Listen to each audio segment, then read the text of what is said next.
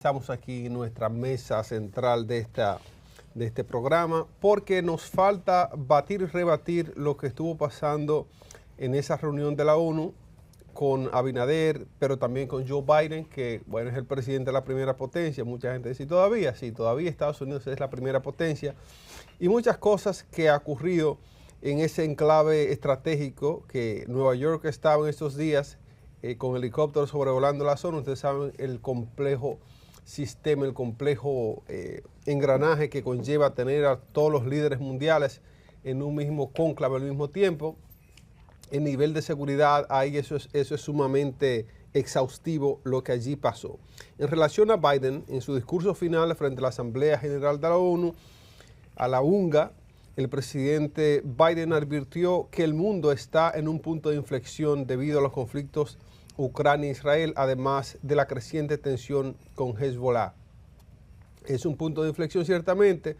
Resaltó también la necesidad de terminar el conflicto en Medio Oriente y la guerra en Sudán, mientras defendía el apoyo de Estados Unidos a Ucrania desde la invasión rusa en 2022. Biden expresó preocupación por el uso de la inteligencia artificial y enfatizó que las decisiones actuales influirán en el futuro. Además, subrayó la importancia de la cooperación internacional, rechazando el aislamiento y la retirada del mundo. Está hablando también que aunque se mostró optimista, en su discurso reflejó un panorama sombrío y el recrudecimiento de la violencia israelí-Gaza, que fue el tema que brilló altamente, este tema de Gaza. Israel tiene esa preponderancia internacional por los ataques que según Netanyahu son para defender su soberanía, que es para atacar a la gente de Hezbollah, que el ataque no es contra ciudadanos, en este caso el Líbano, sino directamente contra gente de Hezbollah, que ellos están atacando estratégicamente y puntualmente.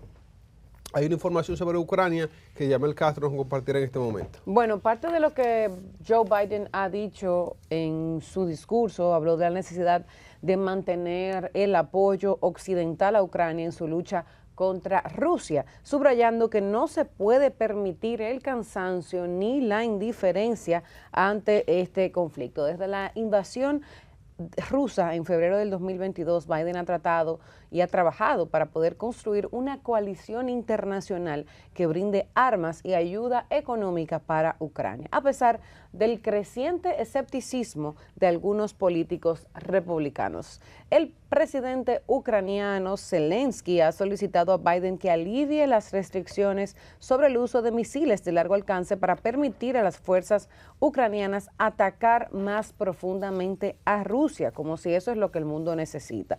Sin embargo, hasta ahora no ha logrado convencer al Pentágono ni a la Casa Blanca, que han ambos señalado que Ucrania ya tiene la capacidad de atacar con drones. Existe también preocupaciones sobre las posibles implicaciones estratégicas de un ataque directo con misiles estadounidenses a Moscú. Iván. Así es, mire, sobre Hezbollah e Israel, dice lo siguiente Biden. Este llegó a la presidencia con el objetivo de modernizar las relaciones de Estados Unidos y poner fin a las guerras eternas en Afganistán e Irak. Calificó la retirada de Afganistán como una decisión difícil pero correcta, aunque reconoció las tragedias asociadas.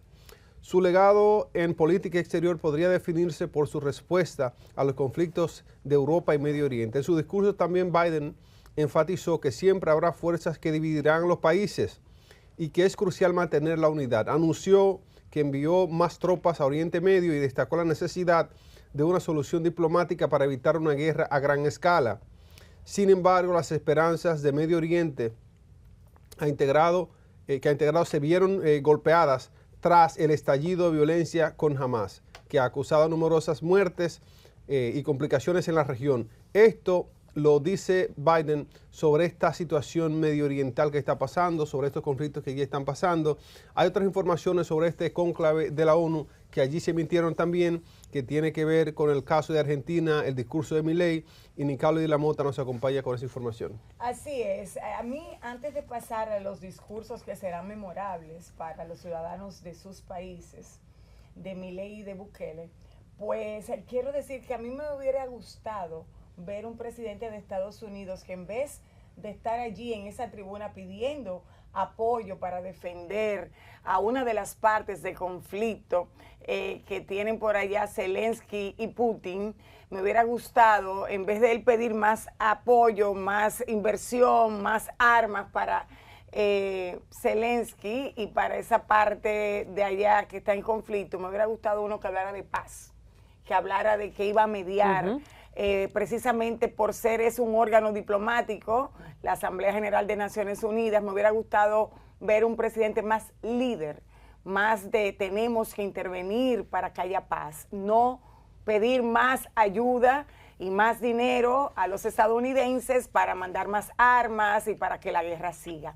Sin embargo, vamos para la parte que me tiene a mí inspirada. Y yo siempre he dicho que aquellos que accionamos en la política debemos hacerlo con un ideal. No es por seguir a un ser humano, es por perseguir el bien colectivo de una nación.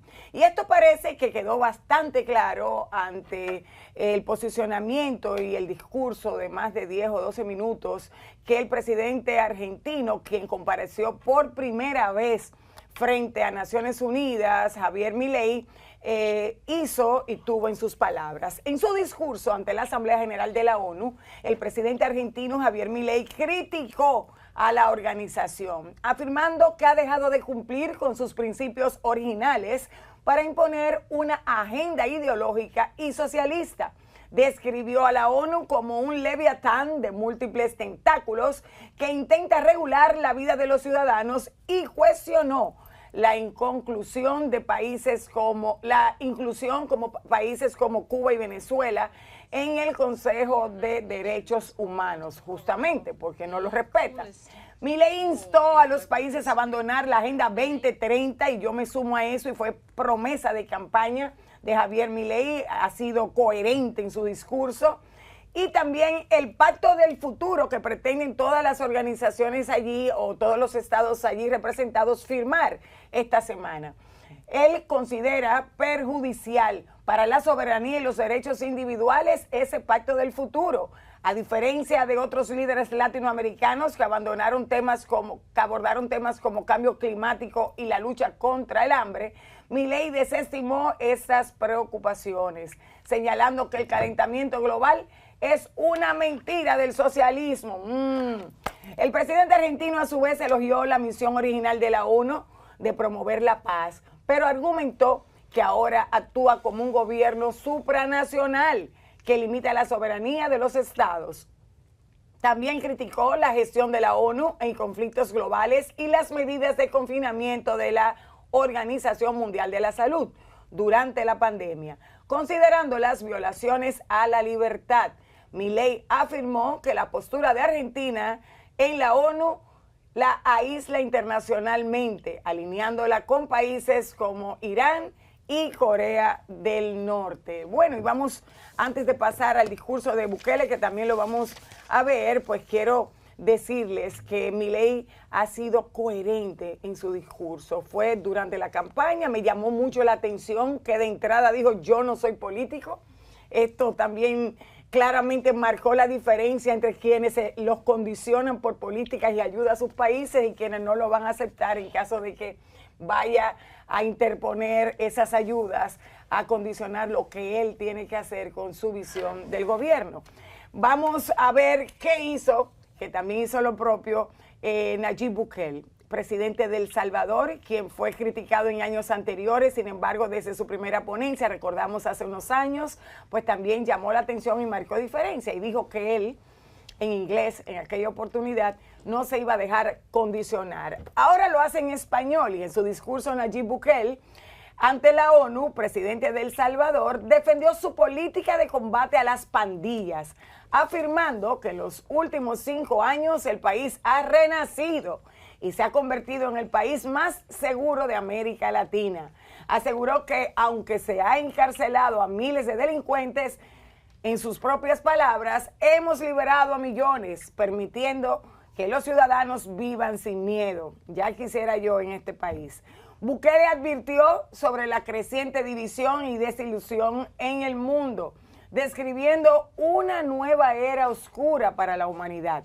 Criticó la erosión de la libertad de expresión en Occidente y señaló que muchas ciudades han perdido el control ante el crimen organizado. De eso él puede dar cátedra. El presidente enfatizó que El Salvador no se reprime a la oposición ni se censura opiniones, sosteniendo que la seguridad se ha logrado respetando los derechos humanos. Con un llamado a la acción, Bukele sugirió que aunque la situación global es preocupante, aún es posible cambiar el rumbo. Bueno, y parte de lo que ambos presidentes expusieron fue preocupación, bajamos aquí al piso. Ambos presidentes, tanto Milei como Bukele, expusieron su preocupación. Primero, por el rumbo que está condicionando Naciones Unidas a varios países, a muchos países. Saben ustedes que 193 países o estados son representados y miembros de la Asamblea General de la ONU. Y claramente los dos estuvieron en contra de las acciones que se pudieran estar tomando esta semana con la famosa y fantasmagórica, porque todavía los ciudadanos del mundo no sabemos de qué se trata, agenda para el futuro, agenda para el futuro. Dicen que algunos han dicho ya que la Agenda 2030, la ONU misma ha reconocido que ha fallado y que ahora pretenden poner una agenda para el 2045. Es como un discurso que la ONU tiene a favor, no siempre de los estados, sino que muchos hemos visto a favor de lo que está backstage, ¿no? De organismos que mueven muchos millones y muchos intereses en el mundo. Ojalá que salgamos beneficiados los países que estamos allí representados esta semana. Ojalá que sí, Nicole. Y vámonos con Colombia, señores. El presidente colombiano Gustavo Petro, a quien también le tocó pues dar su discurso ante la Asamblea General de la ONU, estuvo específicamente abordando temas de desigualdad económica, señalando que más del 1% de la población de esos famosos ricos del mundo son los que están imponiendo bloqueos sobre los países rebeldes. Y se refería específicamente a bloqueos económicos a países como por ejemplo Cuba y Venezuela, y esto todo para poder mantener su dominio sobre estos países. Gustavo Petro también estuvo criticando este poder de destrucción, como él le llamó, que según él busca someter al 99% restante de la población. El mandatario también aludió a la libertad de este 1%, sugiriendo que su enfoque mercantil contribuye a la crisis climática y a la destrucción del planeta.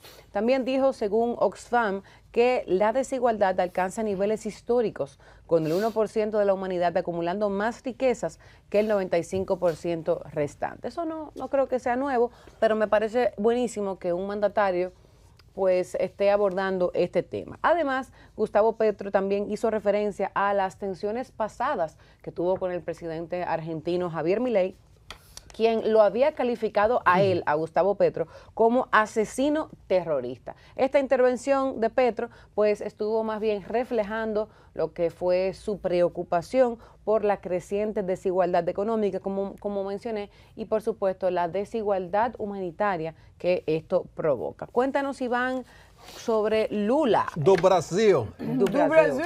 Miren, señores, sobre la gente que habló allí, a lo que le está dando importancia a la prensa internacional, especialmente la prensa que llega a esos sectores, son esos líderes, que si ustedes se fijan, todos los que hemos mencionado tienen alguna afinidad o diferencia con lo que está pasando en Venezuela. Lula, que es supuestamente uno de la gente, esa tendencia, esa línea parecida a lo de Maduro, habló en su discurso sobre lo siguiente. Da Silva abrió los debates de la Asamblea General de la ONU con un contundente discurso en el que condenó la crisis humanitaria en Gaza y subrayó además la falta de acción efectiva ante el cambio climático. Lula destacó la situación de los palestinos en la Franja de Gaza, que representa una de las peores crisis humanitarias en la historia. Y eso no es mentira. Lula también criticó la exclusión de América Latina y África de los puestos permanentes del Consejo de Seguridad de la ONU, calificándolo como inaceptable en un eco de prácticas colonialistas del pasado. Hizo además un llamado urgente a que la organización recupere su papel como foro universal y que se doten los recursos necesarios para afrontar los rápidos cambios del panorama internacional. El mandatario brasileño además abordó la falta de cumplimiento de los acuerdos climáticos afirmando que el planeta está cansado de propuestas vacías, de ayudas que nunca llegan a los países más pobres, los cuales son fundamentalmente en la conservación de las selvas. Y esto es interesante. Él señala además que el 2024 se perfila como uno de los años más calurosos de la historia moderna. Y sobre su discurso que da Lula justamente en este enclave, tiene que ver, y bajamos aquí si es posible, tiene que ver con lo que está pasando en el Amazonas, el tema de calentamiento global, el tema de las afecciones que está sufriendo esa selva, el tema de que hay falta de apoyo a nivel internacional para la protección de ese espacio. Recientemente estuvimos viendo contenido y material de una carretera que se está intentando asfaltar a través del Amazonas. Esto ha sido escandaloso internacionalmente. Toda la gente que tiene cierta sensibilidad con temas medioambientales ha saltado con esta información. Esto se inició hace un tiempo, esta intención se inició de manera en etapas muy primarias, pero ahora quieren dar compleción a esta carretera asfaltada a través del Amazonas. Supuestamente las ideas políticas es para unir a la nación, para comunicar algunas poblaciones que están desconectadas, y otros dicen que es para tener acceso, para que esa gente tenga acceso a la civilización. Sin embargo, la gente que tiene dos dedos de frente, que entiende el tema medioambiental, están completamente opuestos a esto. Esas son las participaciones, señores, de la gente que estuvo en la ONU y que tiene cierto nivel de repercusión en lo que está pasando en el mundo el día de hoy. ¿Saben qué es interesante? Justamente me gustaría comentar, fíjense ustedes como hemos comentado, los discursos de las propuestas disruptivas y los presidentes que han podido ir allí a pararse, esté usted de acuerdo o no con sus ejecutorias. El mismo Petro, yo no estoy de acuerdo, la mirada que tiene Petro en Colombia no la comparto yo como muchos otros colombianos. Sin embargo, ¿cómo quisiera yo que un presidente de República Dominicana tuviese una ejecutoria disruptiva que representara éxito para los ciudadanos, y República Dominicana verdaderamente, con el apoyo de la mayoría, tener allí un presidente que pueda ser ejemplo para otras naciones? Esto no ha pasado hasta ahora en la República Dominicana, no pasa ahora, no ha pasado antes. Los dominicanos nos merecemos un presidente que, aún sea con un sistema, una forma de gobierno democrático, que pueda presentar acciones disruptivas que representen bienestar para el país, bienestar para los bolsillos de los ciudadanos, bienestar para la seguridad de los ciudadanos, bienestar para la democracia y la soberanía. Qué maravilla sería tener un líder de la altura de Nayib Bukele o cualquier otro, le guste a usted o no. Me encantaría, sigo trabajando para que eso suceda. Es lo que queremos los dominicanos, un presidente que hable allí de sus modelos de gobierno, que den resultado y que la mayoría estemos felices aquí en la nación, no que vayan a pintar pájaros en el aire. Sobre esa misma línea, Nica Oliva, mi comentario, yo decía que interesante que estemos tocando los puntos claves de estos discursos, de estos presidentes, que yo diría que tienen una visión más amplia, más global, y decidieron tocar temas precisamente que le sirve el sombrero a varias naciones, o a tocar temas, como decía el senador que nos acompañaba hace un rato, que lo que hacen es resaltar, ¿verdad?, su país, hablar de su país y darle protagonismo a su país en un espacio tan importante como ese. Pero, lamentablemente, nuestro presidente Luis Abinader, las veces que se ha pronunciado en la ONU, en esta asamblea, lo único que ha podido hablar es sobre Haití. Y por un lado yo lo entiendo, porque me imagino que en la posición de él dirá, bueno, es que si no toco el tema haitiano en esta asamblea, ¿dónde lo voy a hacer? Esta es mi oportunidad para que me escuchen, para ver si recibo algún tipo de apoyo de la ONU, de otros países, para que ayude a la República Dominicana a solucionar este tema que nos ha acompañado durante décadas. Sin embargo, me hubiera gustado que ese discurso del presidente Luis Abinader, sin dejar fuera Haití, pudiera tocar temas importantes de nuestro país, resaltar nuestras bondades, tocar temas más globales como hicieron los otros presidentes, yo creo que eso nos daría un plus importante y que no nos demos a conocer como país, como la isla que solo habla de su vecino Haití y se queja de su vecino haitiano. Así es, lo cierto es que ya nos pasó la oportunidad. Fue ayer que tuvimos ese chance a las 11 de la mañana. A mí me gustaría ver a un presidente de la República más abierto con los que él entiende que le hacen oposición. No es cierto que hay una oposición para derribar su gobierno, por lo menos no es lo que yo he visto. Yo siento que el presidente podría tener más apertura, escuchar más a todas las partes, no solamente a los que le aplauden, le pasan la mano, le tumban polvo, a aquellos que le entienden, que son los que votan por él. No, no, no, no. Tan pronto tú eres presidente, lo que se aspira es a tener el mejor ciudadano de la nación, pero mejor para todos, mejor para aquellos que están a favor de todo lo que tú haces, aunque no esté bien, y aquellos que están dispuestos a jugársela y decirte cuando no haces las cosas bien o las medidas que estás tomando no representan el bienestar para todos. Yo siento que nos hace falta que llegue un presidente así, que no se posicione allí y esté molesto con los que no votan por él, sino que se posicione allí, que nos abrace a todos y nos escuche a todos, aunque sus ejecutorias no sean positivas para todos, porque obviamente nunca nos vamos a poner de acuerdo los 12 millones de dominicanos y 4 o 5 de haitianos que hay aquí, pero siento que el presidente Abinader, si quiere pasar a la historia como el estadista que quiere pasar, va a tener que intervenir mucho en sus emociones y en su mirada, como ser humano primero, para luego llevar eso a su liderazgo y más adelante a la política, que todos sabemos que está llena de intereses. Sí, mira, sobre estas cosas, debo decir lo siguiente. Esto de Luis Abinader, las diferencias que vimos entre el discurso de Milei y de Bukele, por ejemplo, que Nicole se hubiese muerto de la emoción si tuviésemos una representación parecida a la de Bukele. Sobre todo esto, nosotros debemos entender lo siguiente. Hay unas coyunturas muy particulares que tiene República Dominicana. El tema que dijimos anteriormente, que de hecho estuvimos al invitado que pasó por este mueble allí, diciendo que fue muy genuflexa la postura de Abinader de estar allí dando un discurso complaciente y como rindiendo cuentas o pidiendo permiso o pidiendo favores frente a esa asamblea. Muy diferente, Nicole y Yameli, audiencia que nos ve, a esos discursos empoderados que dieron Milei, que dieron Bukele, sobre las situaciones de sus naciones. Son cosas muy propias de sus naciones, de sus estados, y son situaciones muy de ellos. Ellos con mucha entereza hablaron y defendieron lo que tenían que defender. Ciertamente el tema haitiano nos atañe y nos preocupa mucho a nosotros.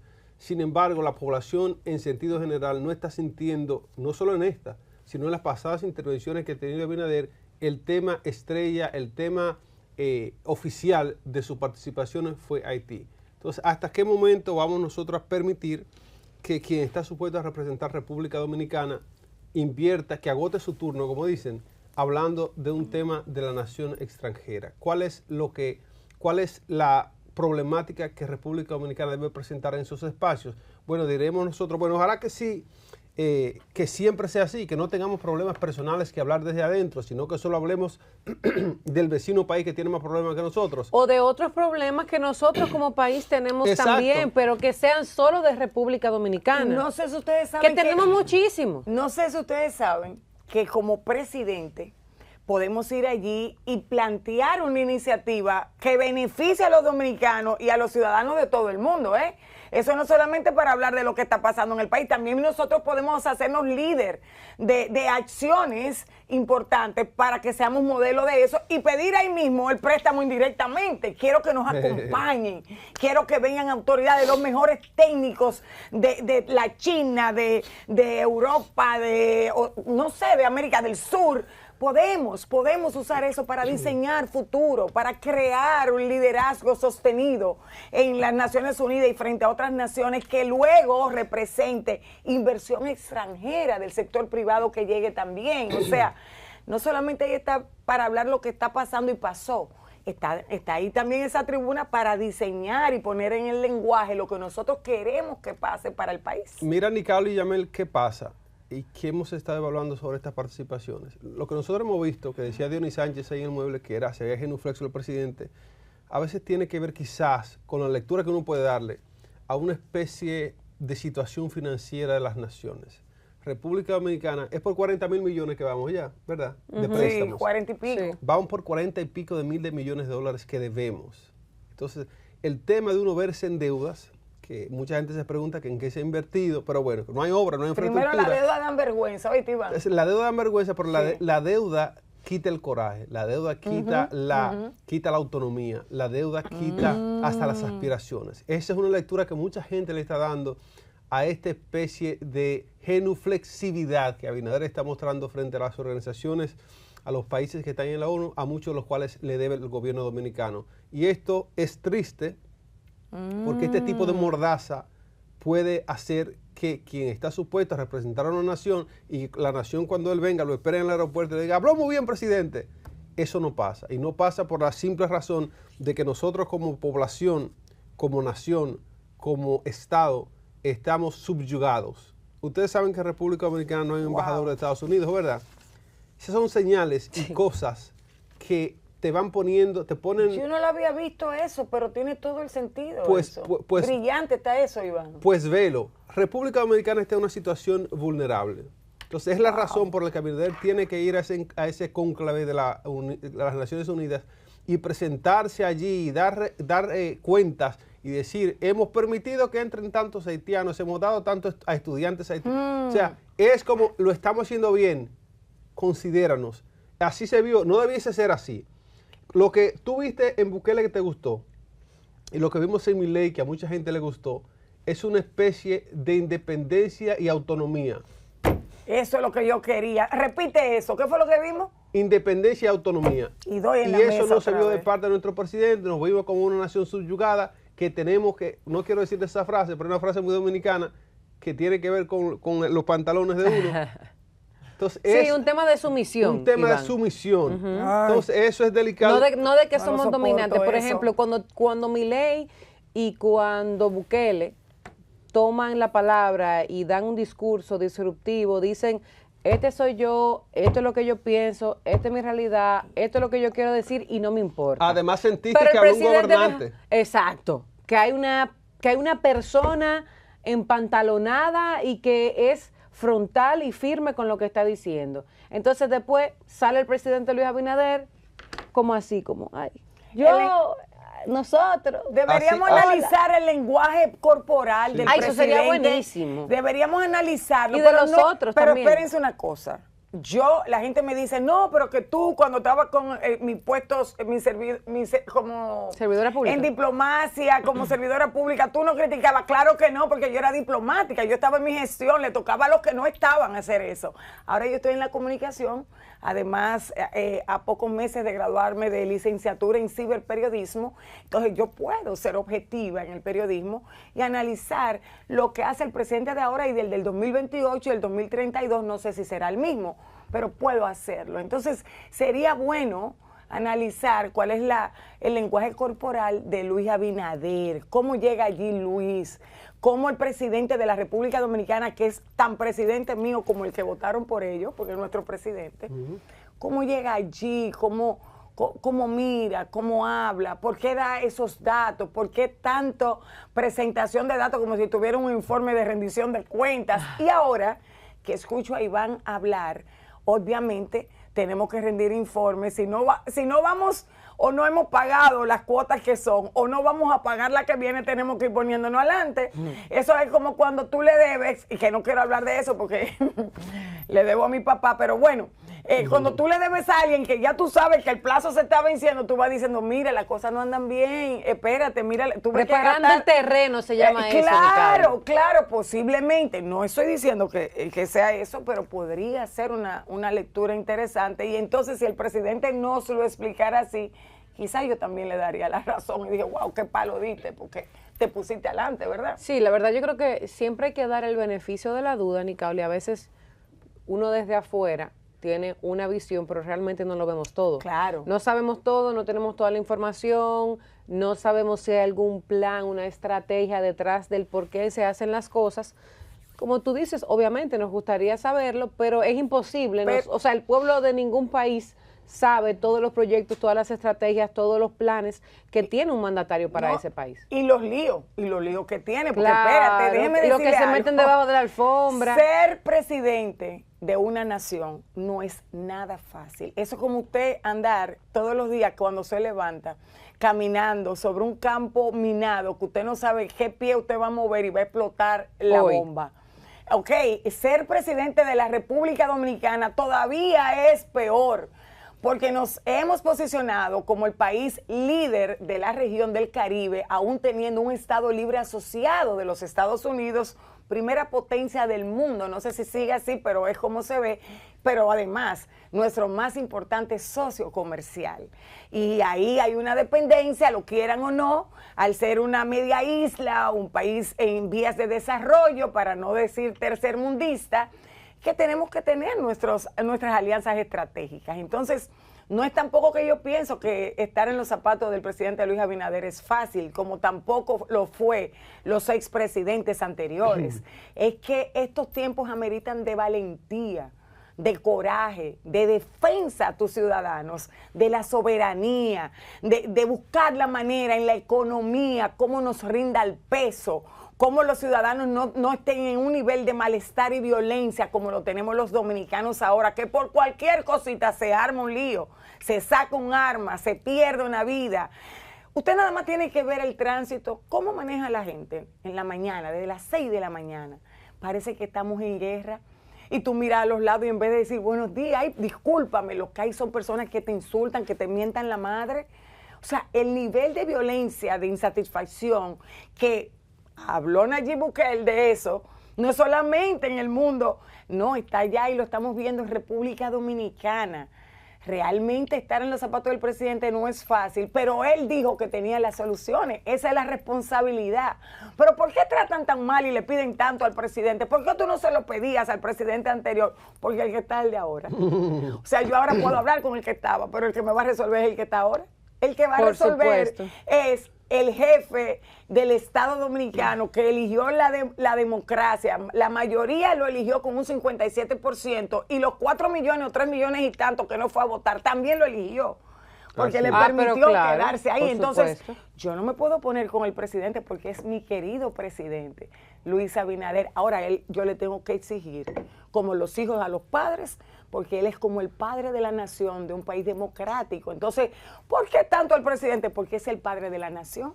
Además, él se propuso en las elecciones en campaña y dijo que tenía las soluciones y era la mejor opción. Entonces, ya le creímos a la mayoría que votó por él. Ahora yo también le voy a exigir, como las mujeres le hacemos a los hombres, a nuestros esposos, claro, es la cabeza del hogar. Entonces, no es personal, es un asunto de Estado, es un asunto de derechos ciudadanos. Eso es, pero vuelvo y repito, estar en los zapatos del presidente Abinader no debe ser cosa fácil. Lo que maneja que se ve y lo que maneja que no se ve, que incluye, no deja de ser una verdad, sus sacrificios personales de su tiempo como esposo, padre, su tiempo personal y hasta su salud, diría yo. Así es. Ahora, Nicole, hay un evento importante que una amiga nuestra tiene, que está sentada en esta mesa, que ella nos va a decir de qué se trata. Ay, sí, esa soy yo misma. Señores, miren, antes de pasar con Juana, que viene con Yamel, unos temas importantes como siempre. Juana, tienes que decirme cómo se veía el lenguaje corporal del presidente, el discurso, ojalá.